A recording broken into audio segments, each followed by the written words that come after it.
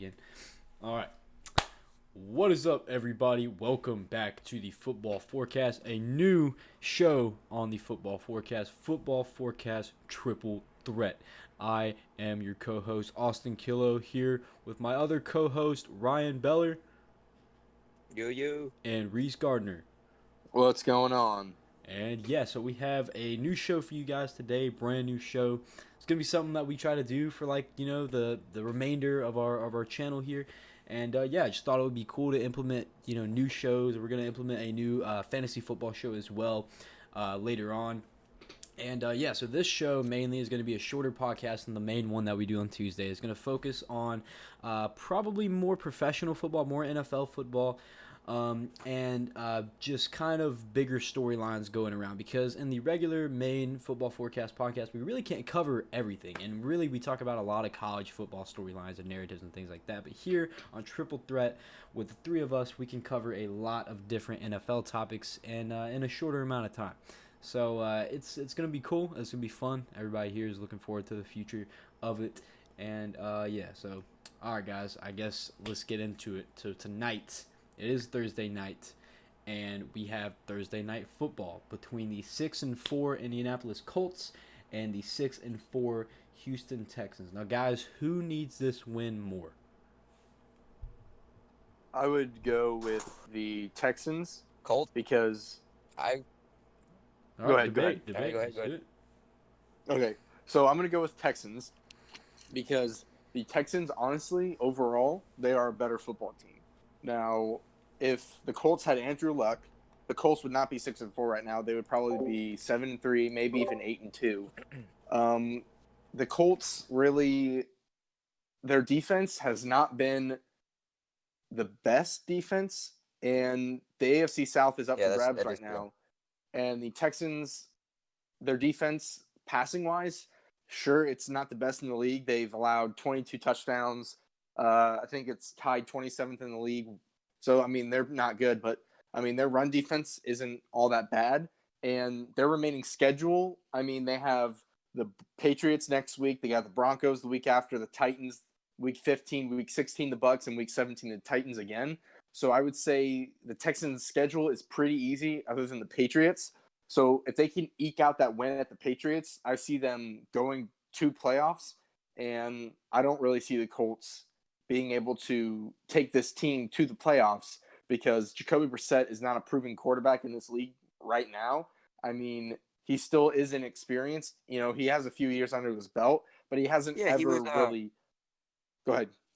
I think Jacoby Brissett actually is showing that he can lead that franchise after Andrew Luck left. Obviously, not at the level Andrew Luck probably could have Right, right. left a little early because of his injury history. But Jacoby Brissett so far this season, he's thrown for almost 1,800 yards. He's thrown at a 64.6% completion percentage. He's tossed 15 touchdowns, and that's all just within 9 games. And I think so far they said that the main thing that he's brought is just that younger vibe. Andrew Luck was the more professional, kind of get to it attitude, Yeah. and Jacoby Brissett kind of brings some more lively energy to the game. They said the most electrifying part about him is their fourth down. He said that on fourth downs it's hard to go both ways because Jacoby Brissett's, I wouldn't say dual threat, but he has that capability of running too. Yeah, So, yeah. and I mean the Colts, like you said, their defense isn't very good. That's just a fact. Their pass Mm-hmm. defense I think is 29th, or it's pretty low in the rankings. Yeah. Run game I'm not exactly sure, but their D line lacks depth. I can probably only name about Jabal Sheard. Um, that's probably about it and things, and I'm usually pretty familiar. And yeah, I mean their remaining schedules are right. They play the Titans next, the AFC South division rival. Not division rival, but just division. They play us, the Bucks. I mean, I'm not gonna say win or loss because I don't know what the Bucks are doing right now. Saints probably lose. Panthers. That depends on if the Colts can get their running game going because Marlon Mack is very exciting and very energetic. Oh, absolutely, And then absolutely. the Jags, they play the Jags, and that's also an AFC South game. In division games, I never put a win or loss in. I just wait to watch the game. Right. Because with division games, honestly, it can go either way. Because you look at the Absolutely. Saints. The Saints are probably one of the best teams in the NFC as of right now. The Falcons, Even. Oh yeah, yeah, coming in there. absolutely. Yeah. and they don't even need it. They don't even like. It's like a switch. As soon as they play a rival, they are terrible. Like they just lose. Like they Mm-hmm. couldn't even put up. They couldn't even put up regular like scores that they put up all season long. They had, correct me if I'm wrong, a season low points against the Falcons, who are not a very good team. I mean, yes, their defense hasn't allowed a touchdown in uh, 10 8 quarters. games, Yeah. 10 quarters, 10 quarters. But their defense isn't really that good compared to. I mean, you have Michael Thomas on the other side, and you have Alvin Kamara, who is definitely one of the best running backs in the NFC. It's just crazy to see how the Saints underperform against rivals. That, and also I think a lot of it had to do with the culmination of health. The Falcons have been one of the most injury-riddled teams in the NFL Yeah. this season. Yep. They've lost key offensive linemen that they've just drafted or free agent signings, or just guys that have been there for a while. On defense, they lost Keanu Neal for another season. They lost Robert Alford and things a while back. They have this guy Isaiah Oliver playing, and they said that he's been stepping up and things. Their linebacker core is back and healthy. Their D line is starting to get it in shape. Grady Jarrett's leading the pack. I don't know all too much about Vic Beasley, what he's doing and things, but I think that paired with their offense is always, they've been capable of damage. They have multiple options. I know Devontae Freeman hasn't lived up, to past years, but Calvin Ridley, Austin Hooper stepped up major. Oh, absolutely. Julio's always a good target. They did trade Mohamed Sanu, but they have guys you haven't heard of, Justin Oh, Hardy, absolutely. other guys that just kind of fill in and things. So I think, they are a team that's shaping up. They probably won't. They obviously won't go to the playoffs probably this year, No. but I don't see them finishing last in the division. So That's true. I'll vouch for that. I mean, the Falcons right now, like you said, that defense is kind of clicking, coming together, and like we were just talking about division games, like you said, Reese, you never know, who's going to win those games. I mean, the Yep, Falcons literally went to New Orleans and beat the Saints 26-9. Didn't allow a single touchdown, and that's a Yeah. huge division game. And the Falcons lead that series, so.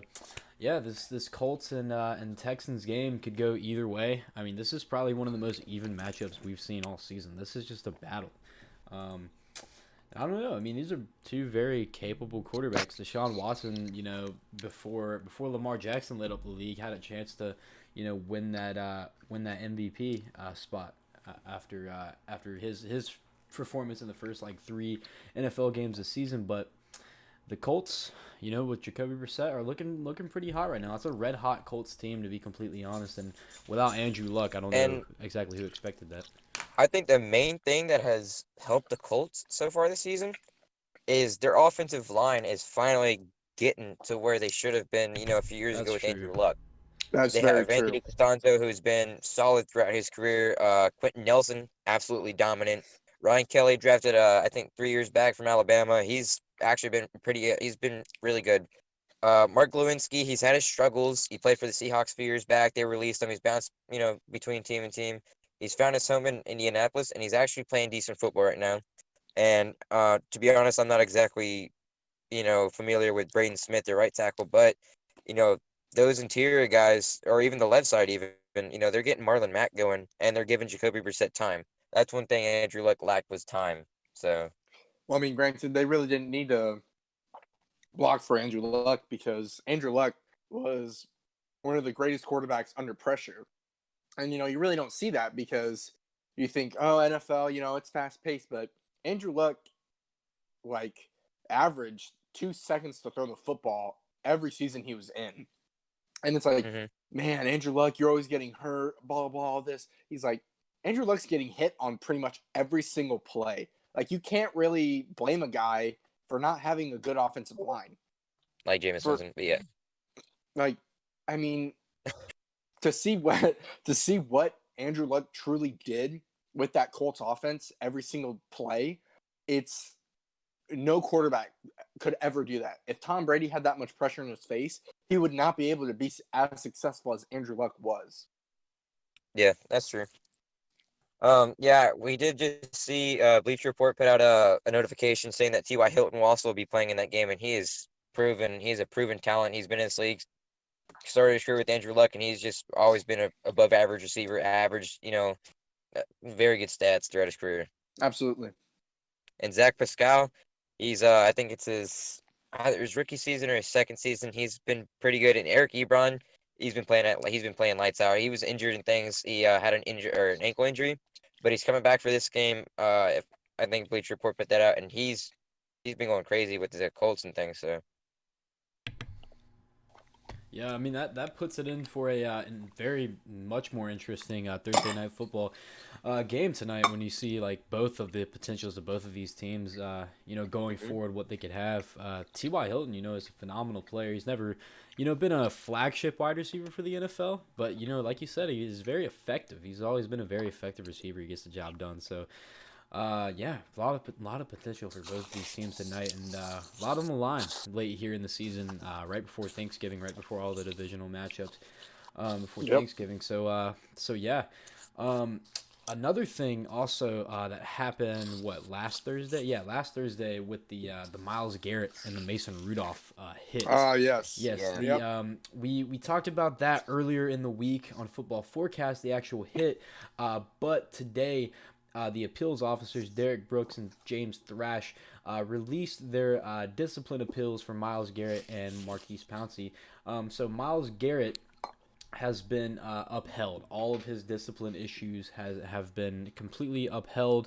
And he will get the same suspension that he was projected to get last week when the NFL was talking about it. But Derek Brooks reduced the suspension of Marquise Pouncey from 3 games to 2 games, and he's still going to have the $35,000 fine. So, what do you guys think about that? Is that fair? You guys think that's fair? Go ahead, Ryan. with Myles Garrett, I absolutely think it's fair. He went out of his way to rip a quarterback's helmet off and beat his head. And that's the type of stuff that they're trying to take out of football. That's why there's increased protection of the quarterback and other players. And then he goes out and takes a quarterback's helmet off and starts hitting him with it. And for him to come out and say recently that it was because Mason Rudolph called him a racial slur. The NFL already did an investigation and found that there was no evidence or proof that Mason Rudolph used a racial slur towards him or anything facetious towards him at all. And so, that was just blatant, just aggravated that his team was losing or he was upset with his play. There's a couple things that lead to, tensions heat up and things, but at the end of the day, you just can't do that in football. Yeah, it's just So, uncalled for. I mean, exactly. yeah. I completely agree with you. I mean, I get he's a defensive end. I get it's a quarterback. I get quarterbacks and defensive ends and even tackles. They talk to each other almost the whole game, especially if they're two big quarterbacks or two big players with a lot of moxie. But for a defensive end to come in there and just swing his helmet around and beat up Yeah. a quarterback that's defenseless in a way, I mean, yeah, it's uncalled for, and I think he should be suspended. And it would be different if he blew up on the field and this was his first time. Okay, I mean obviously there's still a suspension, but it could be less. But this is his third time. An altercation happened in week 1 and week 6, and this is the third time that it's happened. So, I mean for Thrash to uphold the appeal and uphold all the discipline issues or all the discipline to Myles Garrett, I think that's a smart move. For Marquise Pouncey, I think for him it was really just a reaction. It's really just a reaction based on what Yep. happened, protecting his guy. So in actuality, I think what they did was fair. I don't know. I fully agree with that statement and things. And like you said, Marquise Pouncey and I think David Castro or Ramon Foster, the other guard, they were walking away from the play. They were getting ready for their next play call, and as soon as they turn around, they see their quarterback getting hit with a helmet. Marquise Pouncey rushes into the aid of his quarterback. You know, throws Myles Garrett down. Swung some punches. Maybe he shouldn't have done that, but at the same time, it's a fight or flight reaction, and that's his guy. Exactly. And at the end of the day, he's got to protect him. And they're already, having issues with health at quarterback. And plus, he knows him personally. That's probably, it's his friend. And then Ramon Foster, kind of just held him down. So I don't see any specific like suspension for that. But I agree with them reducing his suspension to 2 games and the fine. Um, I agree. I mean, you still got to discipline some, players somehow. Yeah, and the NFL has definitely gotten slack over the years over not disciplining people that have done things on and off the field. I mean, you look at Ndamukong Suh, he Mm-hmm. steps on players and he does all this, and Evan Smith. exactly, and he hasn't really gotten suspended for it. And you look at Ray Rice, you know, he knocked his fiance out in an elevator, and it wasn't until a year after it happened that he got suspended for it. And that was just because people were saying, oh, the NFL doesn't want to suspend people, blah, blah, blah. And, you know, I understand completely why they suspended Marquise Pouncey, but he really didn't do anything wrong. Sure, he threw a punch or two, but I mean, what are you going to do if you're take away that it was even a football game? If you just take that away, your friend is getting hit with an object that could paralyze him, that could even kill Yeah, him. seriously, helmets are no joke, dude. Exactly, that could even kill him. And what's your initial reaction? You're just gonna let it happen? Absolutely not. You're gonna try to protect him. I mean, what if that was your friend or even your brother on the field? You're obviously gonna try to protect them with all you can. And you know, yeah, he got suspended because he kind of had to be suspended. But I honestly would have thought that the fine would have been enough to punish him. Yeah, I agree. I mean, really, when you look at it, I mean, the only thing I think about that is, I mean, can you believe the loyalty in that Steelers O line? You know, like if there is one O Yep, line I want protecting me, it's that one for those kind of absolutely. situations. So yeah, that's a good And good O line they got there. the thing too is that the Steelers' offensive line is very disciplined because most of them are veterans. You know, you look at Alejandro Villanueva, David DeCastro, Marquise Pouncey, Ramon Foster, and I don't know if it's still Marcus Gilbert. I'm not exactly sure who the right tackle is now. But they're guys that have been in the league for, years. They understand what to do, what not to do. And Marquise Pouncey doesn't have a violent history or anything like that. He, like you said, he was just defending his According guy. to I mean, NFL it's not Network's something Mike that he does every week or, you know, multiple times throughout a season. That's his first and only offense probably for the Yep, rest of this season. yep, So, Exactly, and then other things that came out of that situation, after the entire altercation was today. It was in the news rounds today, but Myles Garrett alleged that Mason Rudolph called him a racial slur before the brawl on Thursday Night Football. And the NFL looked into those allegations in an investigation, and they found no evidence to support the claims that he said something towards Myles Garrett. So this just shows an absolute lack of responsibility and lack of I don't mm-hmm. know, I guess for a better word, just moral or morale just for Myles Garrett and being in the hmm situation that he's in as a player. I mean, he was looked at as one of the best defensive ends in the league right now. You know, he's a star player for the Browns, um, one of the best players on that defense. Honestly, in a while, he had a great season last year, and with this kind of move, I mean, in the stuff that he's saying now, and he's kind of issued no formal apology. I mean, he said one thing at the press conference, but honestly, with yeah, this he said kind of something about being move, ashamed of himself and something exactly, along yeah, those lines. it's just But he's acting kind of ridiculous. it's kind of like Vontae's perfect. It's just that violent part of football that we don't need. He could have just walked away from that play, cooled Yep. himself down, got ready for the next play.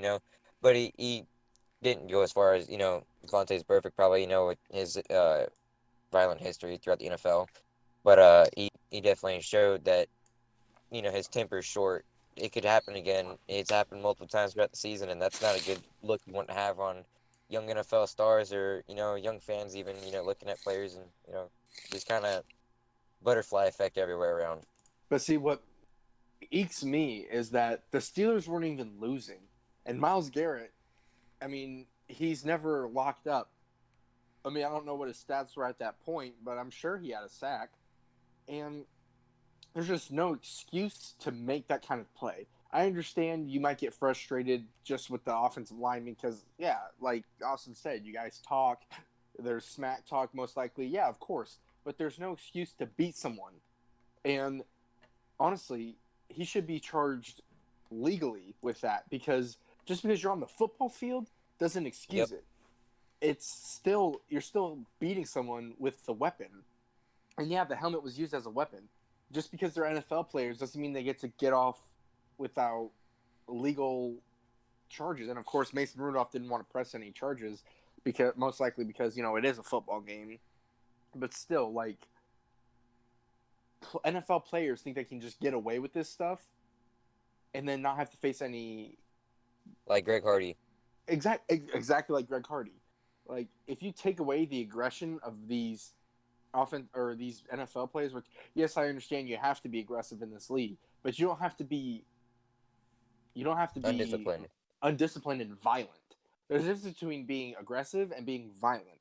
And you look at guys like Greg Hardy now, Myles Garrett and Vontaze Burfict, those guys are violent, and there's really no excuse to be like that. I mean, it's not like the guys are bad. Greg Hardy was one of the better upcoming pass rushing defensive ends in the league. And then all of his, on and off abuse charges and everything. All of that ruins investigations. careers. He was never fully charged in things, I don't believe. No, he wasn't. But I mean, now he's in MMA, UFC, and that's a very violent sport. Yeah. And I mean, after those accusations, I don't know, like this should all go into Myles Garrett's suspension because there's still people that are trying to defend him right now. On Twitter, I see it everywhere. I mean, there's guys trying to defend this guy for beating a defensive quarterback, but after this allegation that was proved to be untrue, and it has to be an accurate investigation. I mean, we see all the time on the NFL's YouTube, they have these guys mic'd up. They literally have these guys with mics on them. A lot of them have mics strapped to them. There's a sky cam. Every part of the field, every freckle on your face can be seen at any part of the field at any time by any of these cameras. Exactly. Yeah, you could read his lip, or if you're mic'd up, you'd hear it, you'd pick it up. So. Exactly. And so if the investigation, is 100% true, which we can assume that it is, I mean, I don't see how anyone can defend Myles Garrett for this. This is just playing a sore move by Myles Garrett here, and deserves every bit of that suspension, if not more, honestly, especially for that allegation. So, yeah, that was last Thursday, and that was insane. That was literally one of the craziest moments I've seen in the NFL in a long time. That was those Steelers games, I swear. Every time they play a divisional rival, it always gets heated like that. It's not even the Steelers that do it. It's always the team they're playing. But yeah. So in other news, I don't know if you guys heard about this, but Antonio Brown apologized to Robert Kraft and allegedly wants to come back into the league eventually. Yep. But the Patriots formally said they are not interested in signing Antonio Brown again, despite the recent buzz in the news. So, you guys think Antonio Brown should be signed? Absolutely not. I don't think so. He's too much of a drama queen, to say honestly. Yeah, I'll agree with that. Yeah, 100%. I mean, that's really what tore the Steelers apart. That's why Le'Veon didn't want to re-sign. I mean, you could say it was about the money all you want, but it really wasn't. It was about the culture of the locker room. Antonio Brown was a drama queen in the locker room. That is exactly why the Jets didn't want to go after him, because they knew how bad of a person he was. And Antonio Brown wanted to paint the picture on Ben Roethlisberger and Le'Veon Bell. But since Le'Veon Bell has been with the Jets, there has been absolutely no indication, no anything of Le'Veon Bell being a bad teammate. And Ben Roethlisberger, I mean, he might say stuff, but I mean, it's not even him. It's Antonio Brown. Antonio Brown caused that rift between, honestly, probably the best trio in the entire league at one point. And Ben Roethlisberger was giving Tom Brady a run for his money every AFC championship game because he had Le'Veon Bell and Antonio Brown. But no matter how good you are, if you don't have a good locker room presence, you're not going to do good. I'd rather be the head coach of a football team that's together and goes 1-15 than a football team that is out of control, undisciplined, that go 9-7 and make wild card. Why would I want to coach a team that's undisciplined? I think you're 100% right on that. I mean, discipline is the biggest thing. When you're looking at all these teams, especially the Steelers, like, I feel like the Steelers were trying to get away from that undisciplined locker room, that undisciplined type of morale that was going around, every single player at that time, and they had all kinds of it with Le'Veon Bell, with Antonio Brown, with Big Ben. They had all kinds of conflicts and arguments and things like that, and really Juju and I guess Big Ben were really the only ones that were kind of just sitting there. Just Yeah. taking it, but the Patriots, they have a way of dealing with that control, dealing with that discipline, and that's Bill Belichick. You see anyone go into Ultimate that locker respect. room. Exactly. There is literally not one problem the Patriots will have with the player Nope. without it getting Nope. solved. You look at even as little as Josh Gordon with his problems in the past, gone. They fixed those right up. Who's some other ones? Randy Moss. Look at Randy Moss. That's one as Oh, well. absolutely. And even with Antonio Brown, you come into the Patriots facility and literally days after, you're getting accused of these sexual assault allegations, and right after that, you're gone. Bill Belichick won't deal with that. He's not going to deal with Nope. these Exactly. this drama being brought into his facility, and he's the best one that will deal with that discipline because Exactly. Yeah. they can afford Yeah, to. if you ever noticed, I haven't seen a single Patriots player go after his coach, teammate, position coach, anything like that. They lose, they eat the loss, and they blame it on themselves, and they have that sense of responsibility and ownership in themselves because that's what Belichick instills into his players: ultimate respect of yourself and others during the game, and how to take a loss and how to take coaching. And that's like his Um, main principles.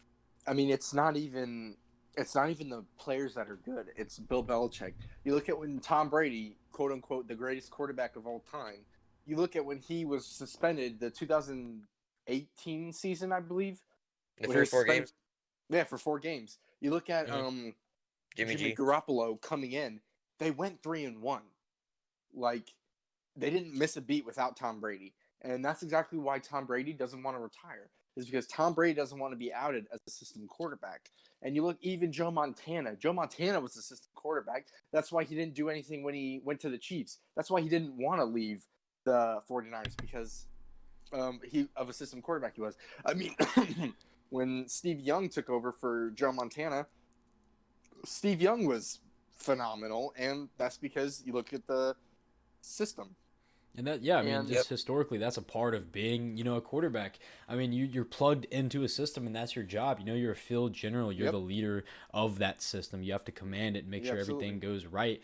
And now you see quarterbacks like Patrick Mahomes, Lamar Jackson, Russell Wilson, kind of, but Deshaun Watson as well. These guys that are not true 100% field generals, they can be, Yeah, but they can be plugged into any system and work well. They're not exactly, trained to exactly. to hmm pick up one different system. So that's like you just said, system quarterbacks. We're seeing the kind of transition between these system QBs and these new era QBs. So Yeah, I it's think like I mean that and Belichick has like he I, he has an uncanny ability to find the diamond in the rough. He will pick guys like late round picks. Dietrich Wise from Arkansas, I think his fourth round pick, third or fourth round pick a few years back. He's been an above average depth guy. He finds these players, builds this depth. He doesn't go out of his way to make silly trades or look for a win now situation. He develops players. He got Stephon Gilmore from the Bills who was above average at best with the Bills. Took him, signed him for fair market value, and then he's become one of the best cover corners in the league. yep. and that's a perfect example. Everybody's talking about all those Patriots defenders, and Belichick, he'll go deep in the draft. Yeah, like you said, you'll find that diamond in the rough for sure. He's the coach to do it. So yeah, discipline there. I mean, just the best team to do it, and of course, getting rid of Antonio Brown was the best decision they could have made to Yep. instill that discipline and keep it. And yeah, I think pretty much that's why Antonio Brown shouldn't get signed. The drama, the discipline, you can't have that in a locker room. And yeah, that's pretty much it. Antonio Brown's just not Yep. reliable for that anymore. Not reliable for keeping the locker room running smoothly. And talking about a non-system quarterback, I want to bring up Kurt Warner. Kurt Warner was absolutely by no means a system quarterback. He played for many teams. He played for, the Rams is where he's most famous as, and he played Cardinals. for Cardinals, right? But he literally was on his couch. He got cut from the Packers practice squad and went on to play for the Cardinals and brought them to the Super Bowl. I mean, it's just crazy. Kurt Warner is one of my all-time favorite quarterbacks because through all the adversity that he faced, he still fought and brought the Rams, the greatest show on turf. That was Hmm. top 5 greatest offenses in NFL history. I mean, no one could stop the Rams. I mean, granted, the defense wasn't that good, but a good offense is a good defense too.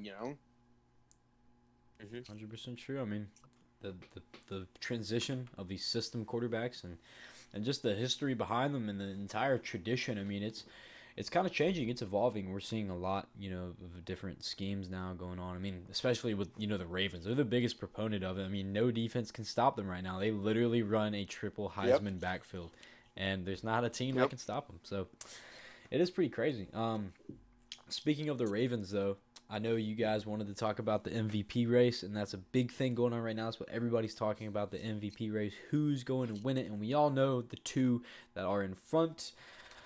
But who do you guys think should win the MVP trophy? So, who I think should win is different than who Who is you going to think win. will win? So, Okay, yeah. who Me I too. think will win is Lamar Jackson by a stretch. Who I think should win it is Christian McCaffrey.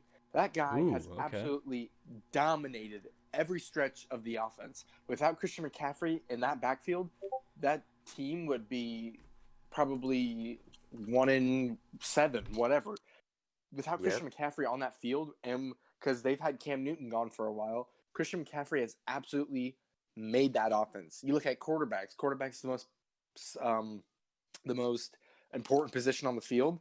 Yeah, well, not with the Panthers. Christian McCaffrey is the most important person on that field because he stretches plays. He shifty. He's crafty. No one can tackle him. He's got freaking refrigerators as legs, and he's the all-around good back. He's a great receiving back. And without Christian McCaffrey in that offense, that Panthers team would not be in the playoff race right now. I like that, man. I, That's a good take. yeah, that's a good take. I didn't, usually when you talk about the MVP race, you generally talk about quarterbacks. Quarterbacks, yep. Uh, every now and then you get the defensive, player that deserves it probably, but Yeah. they're looked at it differently because they're not the main guy per se. They're not the face of the franchise generally. I mean, you have Jared Goff, who technically is behind Aaron Donald, but if there's an MVP race, Jared Goff threw for 4,200 yards, 35 touchdowns to 5 picks or something, and then Aaron Donald had another phenomenal season. There'd be a discussion when there really shouldn't, because Aaron Donald's like one of the most dominant defensive players in the NFL. Absolutely. I definitely like your take on that though. I mean, it'd be hard to say. You're gonna say Russell. I definitely like what Russell Wilson's doing. Yes, Yeah, sir. he's You know, yep. he's he's got a good running game now. Ever since Marshawn Lynch, stepped down, they had not Brandon Wager, Thomas Rawls for a season, who rushed for 1,000 yards, came out of Eastern Michigan, I believe. He was a very underrated guy, and after that, major drop in production, rushed for I think 400 yards and was injury prone. It has CJ Procise, which is kind of a failed experiment. But now they got the Chris Carson deal going, and Rashad Penny as a change of pace back, who's got more of a pass catching ability. Mm-hmm. And he's taken hits with his receiving game. You look at his tight ends; he's had Will Disley go down, and Will Disley was shaping up to, I wouldn't say playoffs, but definitely have a stellar season. Oh, And absolutely. I mean, receiver wise, he lost Doug Baldwin to retirement. He's got DK Metcalf, who is good. I wouldn't say he's dominant. He does have the ability to become dominant. I don't think he's dominant yet. And then Tyler Lockett, he's just so consistent. I love Tyler Lockett. He came, out of I think it was Kansas, and he just came in and just played his tail off from playing punt return, return man. Mm-hmm. And back when they had the Jermaine Curse, Percy Harvin, Ricardo Lockett, Doug Doug Baldwin. They Baldwin. had that whole receiving core, Yes. and now he's the starter. He's the main guy in Yeah. that offense, and behind Russell Wilson, obviously. And I think that's awesome. I mean, yeah, he's a great player. Lockett's a great player, and he's one of the biggest reasons for my answer of who's gonna, win the MVP race. And I think it's going to be Russell Wilson. I think that he's really just put up the numbers to be that guy this year that can finally operate and can finally show people that he operates on a level of that nobody has ever operated on before with a team that is just worse than the ones that are being considered for the same trophy. I mean, you look at Lamar Jackson. I literally just said it earlier. He's running with a triple Heisman backfield. It's not meaning Yep. he's running with two guys that won divisional MVP. I mean, he's running with two other guys that won the best player in football. I mean, Yep. so he's got a little bit of an edge there. Also, his feet. Defenses haven't figured him out yet. I mean, overall, I would say their defense is just a little bit better than the Seahawks in total. So I really just have to go with Russell Wilson. I would I have to mean, agree. Yeah, yeah, I that's a mean, good. Yeah. you look at Russell Wilson's stats. Even the previous game against Houston, that was a 41 or for Lamar Jackson, that was a 41-7 win against Houston, right? So that defense is pretty good. They stopped Deshaun Watson. I mean, they stopped him to Oh, 7 absolutely. points. I mean, Lamar Jackson's defense is just phenomenally better than the Seahawks. So when you look at Russell Wilson's stats, I mean, they really pop out to you and they really show like, man, this guy could be the best player in the league right now. I mean, if we look at his stats for passing so far, in 2018, he recorded 3,448 yards, 35 touchdowns. Obviously Patrick Mahomes had that stellar season last year, and we'll never see anything like that again because No. that Yeah. was insane. But if you're not comparing it to him, Russell Wilson had a great season last year, and he's going to continue that this year. I mean, if you look at their last Absolutely. win, I believe that was against Tampa. Their win before last, I think their last one was San Francisco, and then the ones before that was. Yeah, It was you're San right. Francisco. All right, so yeah, against Now, Tampa Bay, right? It was 40-34. I think that was the end score, and then he threw 43 passes, completed 29 for 378 yards and 5 touchdowns. I mean, he shredded a defense. That's not superb in the NFL right now, but it's definitely an average tier, above average tier defense. And I mean, he was able to get 8.79 yards per attempt, and in that kind of offense and that kind of system where he's kind of running for his life on every down, every oh my, snap, he's kind of running absolutely. around. Absolutely. I mean, you kind of have to give it to him. You kind of have to show that this guy is an athlete, and I know Lamar Jackson is too. I don't want to take anything away from him because when we watch Lamar Jackson, we really have to be thankful that we're watching a player like this because he's a once in a lifetime athlete. I mean, you saw Mike Vick, how short his career was, not necessarily because of his athleticism, but because of some other decisions. But still, those quarterbacks don't last forever. I mean, Lamar Jackson is special. We're lucky to see him, but right now, with the worst team, with a worse team than Lamar Jackson, I think Russell Wilson just takes the cake. I mean, he is shredding up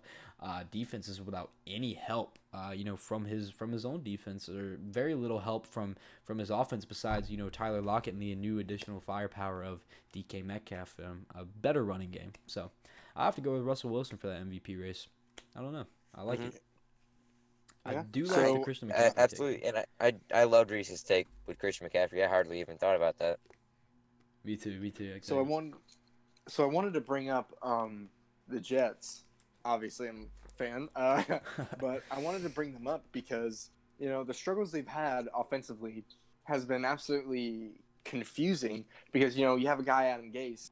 I mean, he was the reason Peyton Manning had his record-breaking season, and people are confused on why Adam Gase is regressing Sam Darnold from the way he was last season, and it is the case and it isn't the case. So if you think about when Adam Gase had Peyton Manning, he was 37 years old when Peyton Manning went to the Broncos with Adam Gase.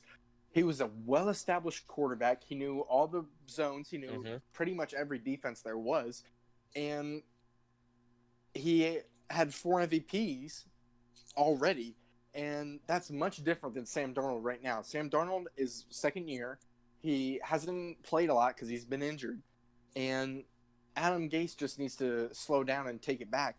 Because the smartest thing Sam Darnold did was after they lost the brutal loss to the Jaguars, not score-wise, but morale wise, he goes to Adam Gase and he sits him down and he's like, look, these are the plays that I'm not good at, and these are the plays I feel comfortable with. That, for a second-year quarterback to tell his head coach, that is exactly the quarterback the Jets need looking down the stretch, because he recognizes the plays that he's not good at and the plays he is good at, and ever since then, they beat the Giants 34-27,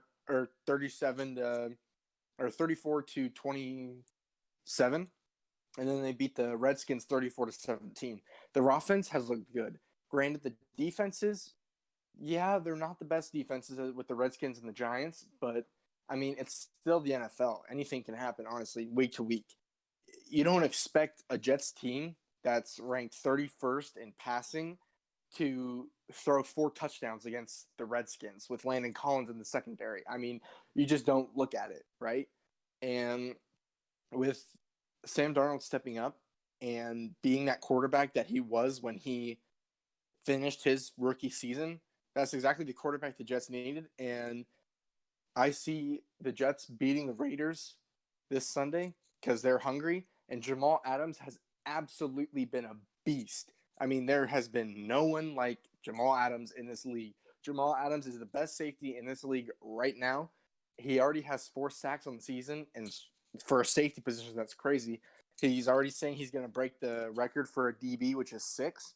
And honestly, I believe it. He ripped the football out of Daniel Jones' hands and ran in for the touchdown.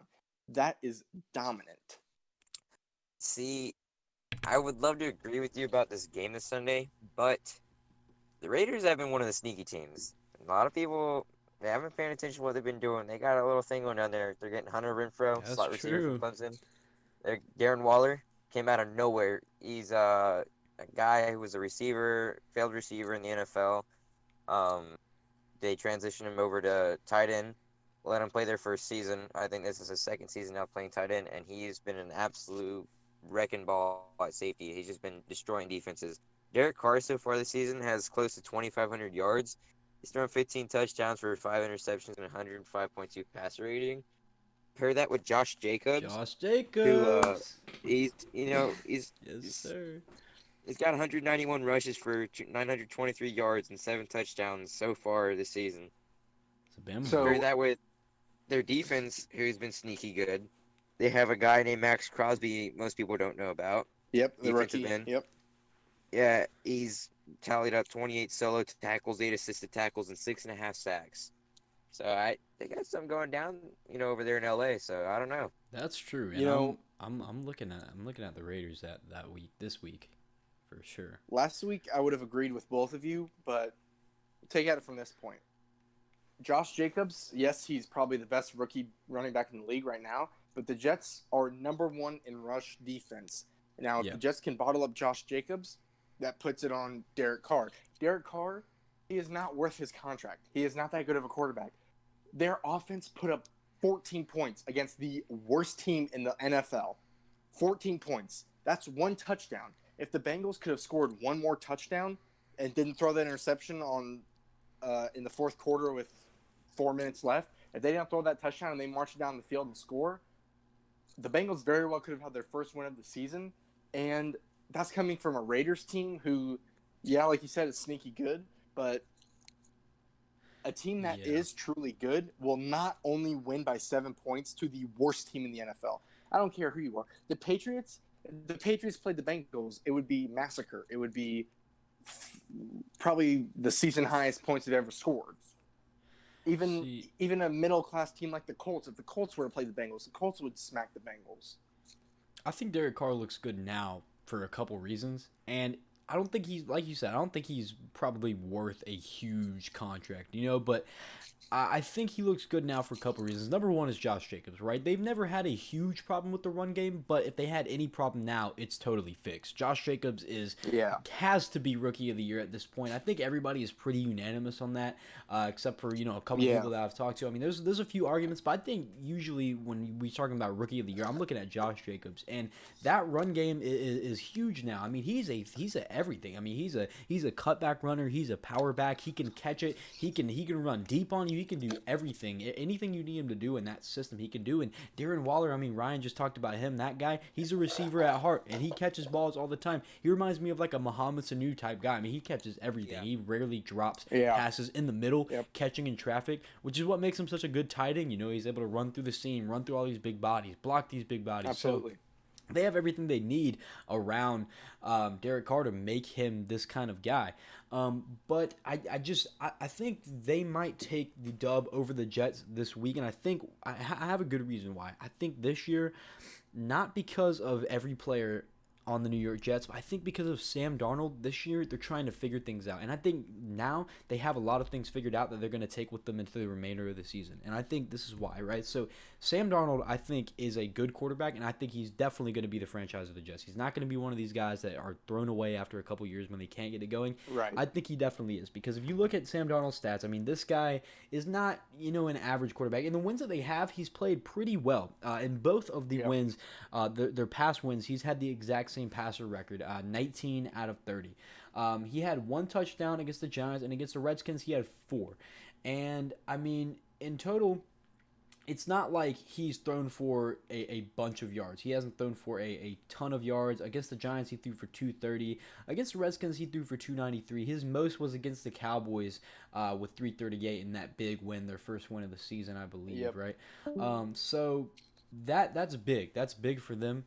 But everybody wants to point to the game where the Patriots beat them 33 to 0. And now there's a couple reasons why people are going to look at that and make that their entire basis off of I don't like Sam Darnold. I don't know if he should be the franchise of this team. But I think the reason Sam Darnold has not looked so just great, he has not looked as great as he should be. It's that running game. That running game is just holding him back completely. Yes. And I don't know exactly what it is. It could be the tackles like we've talked about before. It could be that blocking. But the running game is so bad for him that he's not able to get anything going. I mean, if we look and we go back to the stats, during that game, that exact game, that I believe is week 7 game. If we go all the way back and we look at that, I mean, Sam Darnold in that game was 11 out of 32 for 86 yards. And can you guess how many rushing yards that Le'Veon Bell had? Can anybody put a number on that? I think it was 40-something, 50? 70, just 70 yards with 15 attempts. And 0 touchdowns. 0 touchdown for either of these guys. And Sam Darnold was sacked for -1 yards. They were able to give it to Ty Montgomery for 9 yards. He was 2 for 9, and Powell for 1 for 3. I mean, these guys did absolutely nothing in the run game. They couldn't open it up, and Darnold doing the best he can without a run game. 11 out of 32 in the game where he was seeing ghost, 4 picks. So it's really not. It's not a Darnold problem for me. It's really not a Le'Veon Bell problem for me either. I think that offense has to get something going either in the scheme or with their blocking. I don't want to chop it up to just a bad O-line because that's very unprofessional. You can't really just put that on one unit, although it could, they could contribute to it, but the scheming of their runs and their play actions and just taking on these one-on-one matchups, I think Sam Darnold can do all of that, and we've seen him do some of that very, very well. But like we just said, system quarterbacks, we need to make sure if you have a system quarterback, you have to develop a flawless system for that quarterback. And I think they're really just getting into the groove of that. I mean, they're redesigning themselves. We all knew it's going to take time. It's not like the Ravens where you can just plug in one of the fastest quarterbacks to ever play the game, and now he's almost going to win the MVP. I mean, this is a system guy that can lead the Jets forever. And, they just got to work up back to where they have been in the past. They have to work up some kind of system for Sam Darnold. And I'm sure in the future they can get these dubs as easy as anybody. Mm-hmm. Yep. So, I don't know if you guys have anything to add. But, No, I mean, you pretty much summed it up, yeah. I mean, the offensive line definitely has not been good. And they're not used to the patient running style of Le'Veon Bell. Because last season we had Isaiah Crowell, who almost rushed for 1,000 yards. If he had stayed healthy, he most definitely would have rushed. He rushed for about 800 yards last season. Isaiah Crowell did. And if we take into account the patient running style of Le'Veon Bell, he had probably the best offensive line in the league when he was running with the Steelers. I mean, they are just brutes and they are nasty. And I mean, it's kind of hard to play offensive line with a running back who doesn't hit the holes when they're open. He waits for holes to open, and they obviously aren't a very good enough offensive line to make That open or holes like that. that or maybe it just may take more time for the offensive line to work with him because this is Le'Veon Bell's first season with the Jets, and a player like Le'Veon Bell, like you said, offensive linemen had to adjust to that style of playing. So I think another season with this crop of offensive linemen, or even drafting that may have more experience playing that style that can kind of help the other guys. That might elevate O line play across the board. Yep. Yeah, I mean that's a great take. I mean everybody really now feels the same way about that team, and if they can just get it going, they kind of control their own offensive fate if they can get that going. So that's what I say. So one more thing before we kind of get going here and kind of wrap this up. So one of our boys wants to know if they should start Le'Veon Bell or Philip Lindsay on his fantasy team. And a lot of people have this question as well because there are a lot of people with about like second, third tier backs that need to know, who to start at their flex position or even at their back position. Like I have James White, and I don't know if I should start him over Zeke because they're playing the Patriots this week. But he wants to know Le'Veon or Philip Lindsay. Who do you guys think? It depends on who they play. Do you know who they play at all? Yeah, just give me 1 second here. Let me see. So Le'Veon Bell this week. Raiders. Yeah, the Raiders. Yeah, that's right. Okay, and yep, the then Raiders. Philip Lindsay, I don't actually know who he plays, but if I were to take my bets, it looks like Le'Veon Bell here would be the one that I would take. Philip Lindsay plays Buffalo, so I don't know. That pass defense is a lot better than the rush defense, but I'd probably go Le'Veon Bell simply because Philip Lindsay has not lived up to the same last season hype that he had. Mm-hmm. He's still, a starter in the NFL. He's still a pretty good running back, but He's an average, yeah. matchup. Who was it that the Bills just drafted this year in the draft? The defensive tackle, Ed Oliver. Ed Oliver, yeah. Ed In Oliver. Houston. He's helped solidify that deep unit. They've got levels. They've got safety. Ron's kind of cutting out there. Can you hear him, Reese? Yeah. I don't know. I can't hear him. Okay, no, sorry, you were like cutting out there for a second. It's all good though. I think we can hear you now. And yeah, I was just saying. Okay. What the? You're still cutting out, man. Yeah, you're still cutting out, Ryan. Okay. You're all good. You're all Okay, good. it's fine. Anyways, Yeah. yeah. So based on what you were saying, I mean, literally same exact thing. The Bills, they have levels. I mean, that's a great point. Yep. The secondary though, that's where we're seeing them shine. Especially against the Patriots. That game against the Patriots. I don't know if you guys saw that. That's one of the few games that are out of my kind of division that I've been watching this year. But that game was pretty funny to watch. I mean, they're picking Tom Brady. I think they picked him off twice. I'm pretty sure. So that's insane. Picking somebody like that off twice. I mean, I know the age is coming up, but they do have a lot of scheme, a lot of level, a lot of complexity to that defense. And with Ed Oliver, I mean, that kind of solidifies that interior rushing defense. And Philip Lindsay has not done that hot in the past couple games. I mean, against Cleveland in Week 9, he did okay. He was 9 for 92, had 10 yards per rush. That's pretty good. Against Minnesota, he was 16 for 67, though, 4.19 per rush. That's not fantasy level.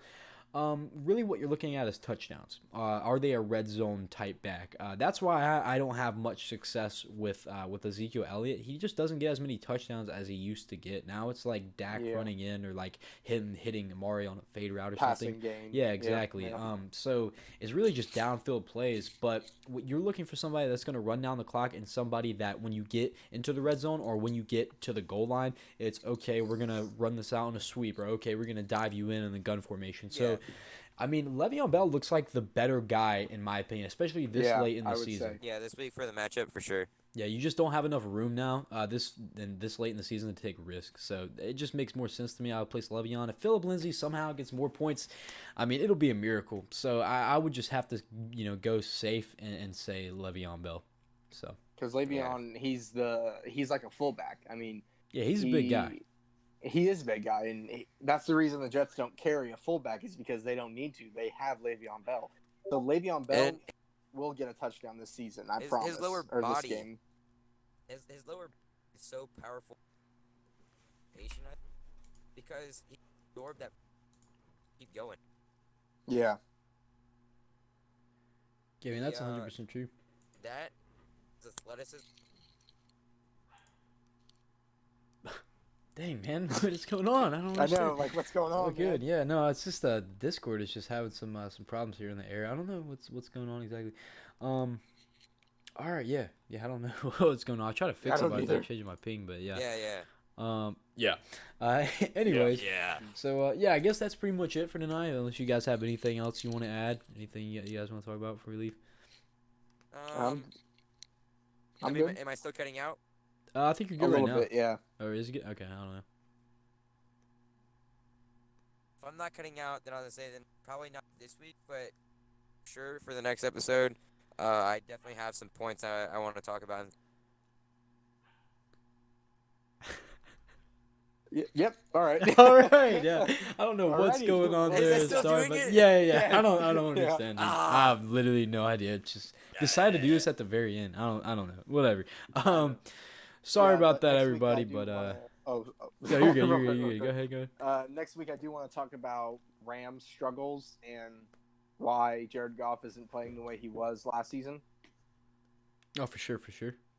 Good take. Go ahead. And I mean that's pretty much it for me, I guess. I don't know what I'll be talking about next week, but I'll probably be talking about the matchups coming this week. And the matchups coming next week, because I don't know if we'll have an episode next week, since next Thursday is Thanksgiving. And I don't know if we'll do, if we're going to do this every Thursday or like a different day. But if we don't do an episode next week, then we'll try to be back early the week after.